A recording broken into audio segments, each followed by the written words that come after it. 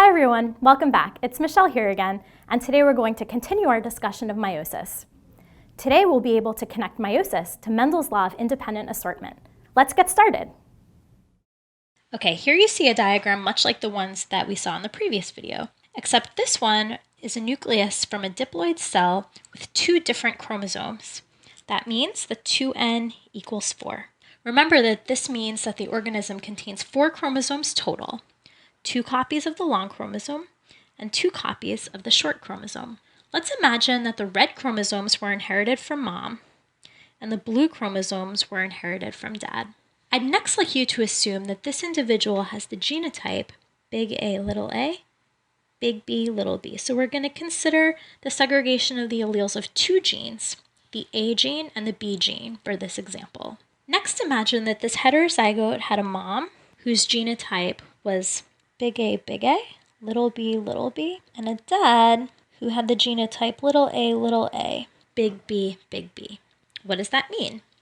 Well, that means that mom contributed big A and little b in her gametes, and dad contributed little a and big B in his gametes. Okay, next I'd like you to assume that the A and B loci are on different chromosomes. So given that information, I'd like you to take a minute and with paper and pencil or with your computer or however you choose, recreate this figure for yourself and label the chromosomes with all the A and B alleles. Pause this video and then we'll come back and work on it together.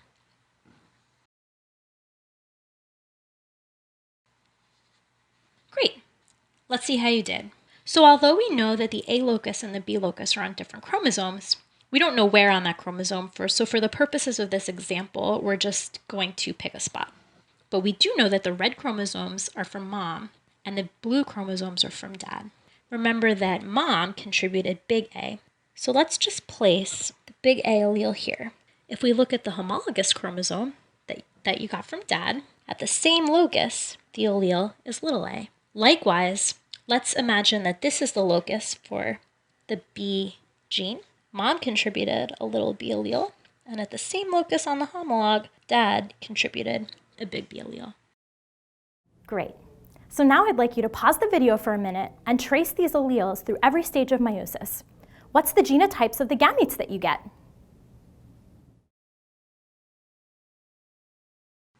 Excellent. Let's go through this together.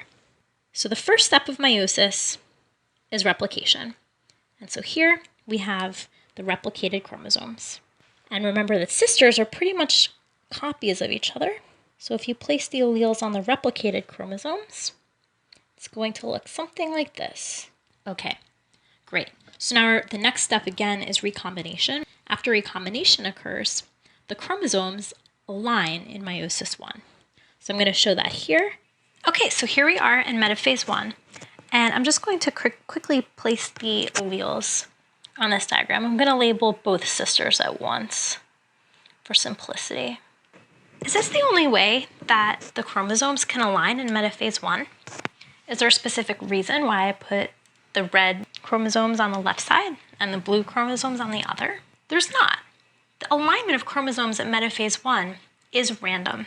And that means that here's one possible configuration, but there's another. Chromosomes can also align like this at metaphase 1. In this alignment, the alleles will look like this. What does this mean for meiotic chromosome segregation? Let's first take a look at the meiosis on the left panel. So homologous chromosomes segregate in meiosis 1, and sister split in meiosis 2. And so you get 2 types of gametes. Gametes with a little b, big A genotype, or a little a, big B genotype, like so. So now what does this mean for meiosis if chromosomes align in the other way? And so that I'm showing here. Let me just take a minute to place the alleles. Okay, now sister split in meiosis 2. So if chromosomes align like this, you'll get gametes of genotype big A, big B, and little a, little b. So in this population of gametes, you would expect equal frequencies of these genotypes, big A, little b, little a, big B, and little a, little b. Now let's think about a Punnett square for a dihybrid cross, where one of the individuals has genotype big A, and big B, little b. So we write that the 4 combinations of gametes would look like this. And now we can understand why this would be. If chromosomes align in the orientation on the left, you get big A little b and little a big B, which correspond to these two gametes. But in the other half of the population, you'll align in the other orientation and get out gametes that have genotype big A, big B, and little a, little b. And these will come out at equal frequencies when the genes are located on different chromosomes and therefore assort independently. So to predict all the possible gametes when considering 3 or more genes becomes very complicated. And when you consider the thousands of genes that humans have on their 23 pairs of chromosomes, it becomes easier to understand why siblings can appear very different from each other. Great work, everyone. We've gone through so many concepts already, and hopefully now you understand the connection between meiosis and Mendel's law of independent assortment. See you next time.